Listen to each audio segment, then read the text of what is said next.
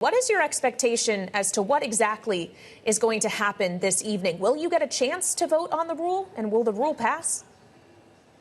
Well, Kaylee and Joe, it's great to be back with you on this historic day. Look, I think President Trump met with a number of members this morning. Speaker Johnson's been meeting with members on a regular basis to try to clarify the differences between what the Senate did to the House bill. I think we'll find a landing spot, and I'm optimistic that we'll have the votes ultimately to pass this bill so that members can get home to their families for the 4th of July. It's good to see you, Mr. Chairman. Are you calling this historic because you think we're actually going to see a floor vote here or pass a rule? Or is it time to get everybody in a room and consider a conference committee? Even the president seems to think that this self-imposed deadline could slide. Well, it's certainly conceivable, and that's certainly one way to reconcile the differences between the House and Senate. But these are bills, Joe, that have been worked on for over a year, and some of these differences between the House and Senate, whether it's on SALT taxes or on Medicaid provider taxes or other provisions, are quite well known. And I have to say that some of the reason that the spending cut levels were reduced in the Senate is due to the Senate parliamentarians' rules. And so there's nothing that House Freedom Caucus can do about that. Well, Mr. Chairman, we've heard some talk today of what these holdouts may look for if it's not changing the bill itself in order to secure their vote, like, for example, pledges from the president to do executive orders to achieve some of their aims, or potentially even a second reconciliation bill. But, sir, if it's this hard to do the first reconciliation bill, do you think there's any real chance you could pull off another one in this Congress? Well, in each fiscal year, the House and Senate can use budget reconciliation. We can certainly do another reconciliation bill after the turn of the fiscal year on October 1st. This one is made difficult by the expiring tax provisions from the 2017 Tax Cuts and Jobs Act, and for the president's goals of reducing taxation on Social Security recipients and on tips, and achieving his budget goals for both defense and homeland security. One would not face that same mix of issues in a budget reconciliation bill that we do in the next fiscal year. So I don't think you can compare one to the other. We talked to your colleague from Ohio today, Jim Jordan, who brought the message, now or never, essentially. Mr. Chairman, it's not going to get better, was his point, based on the vote that we saw in the Senate. Listen to what Chairman Jordan said. You have to kind of figure out how we get the votes, moderates and conservatives working together. I think we've done that.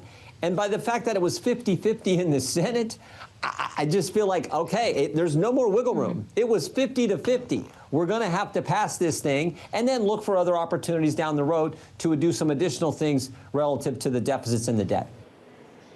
Does he have a point, Congressman? Is this as good as it gets? Well, look, all bills like this are compromises. I think he outlines it quite favorably.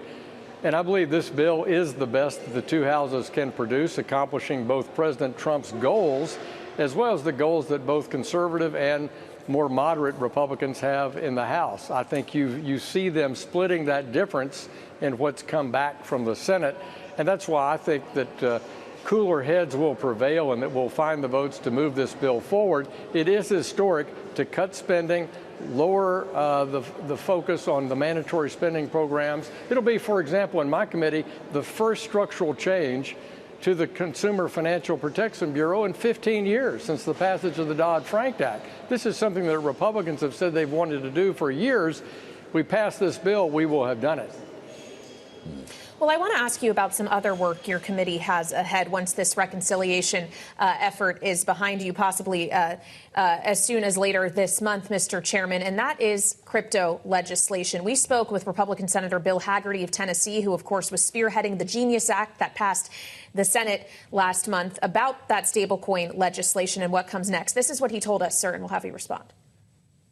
It's going to be complicated here because of two committees that have to be involved in this, and it's going to take more time. I think my advice to everybody would be, let's take the win now. Let's build momentum. and then let's dedicate our time to going further as market structure and other opportunities present themselves. But right now, timing is critical for a number of reasons. We want to get this started. We want to get this moving and, again, open up this new market for digital assets. Mr. Chairman, he wants stablecoin legislation now, market structure legislation later. Is that likely what we're going to see out of your committee? Well, first, let me say that Bill Hagerty's done an outstanding job in the Senate, being a real voice for leadership to find consensus between Republicans and Democrats for a dollar-backed payment stablecoin. This is something that the House has worked on for years, and we're so glad to have strong Senate partners like Chairman Tim Scott, Bill Hagerty, Cynthia Lummis, and many, many others on both sides of the aisle. But it's also a goal of President Trump's to have market structure legislation as well. So it's my goal as chairman over here in the House that we're able to have a legislative strategy that produces both for President Trump. A clear view on how to have a dollar-backed stablecoin using the outstanding work by Bill Hagerty in the Senate, and also create a market structure framework that gives clarity to market participants, brings all this business back to the U.S. We can do both. We will do both, and we're discussing between the House and the Senate how best to get that done. So how does that affect the timeline, Mr. Chairman? If you do it all in one, obviously that would take a little bit longer. When would you then see President Trump's agenda be implemented? Well, look, if it takes a little longer, that's a decision. The president asked both Tim Scott and I to try to achieve both these goals, a dollar-backed payment stablecoin and market structure, by August 1st, before the August recess in the Congress. That's going to be challenging based on the time we're using on budget reconciliation and other priorities. But look, we're working to find the best strategy to get those to the president's desk as soon as possible. That goal has not changed since January 20th, and we're hard at it. And finally, Mr. Chairman, and we discussed this with Chairman Jordan today as well, Bill Pulte, who leads the FHFA, has called for an investigation into the chair of the Federal Reserve, Jerome Powell. Chairman Jordan suggested the Judiciary Committee might take a look at that. But do you have a view as to whether or not Chairman Powell should face a congressional investigation?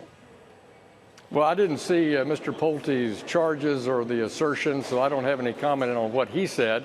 We just had Chairman Powell before our committee and the Senate Banking Committee last week, and I set up a special task force for this Congress led by Frank Lucas of Oklahoma to look at the monetary policy decisions taken by the Fed since 2008 in the financial crisis, and also look at the resiliency of U.S. Treasury markets. Those are both well underway and well led by Frank Lucas of Oklahoma.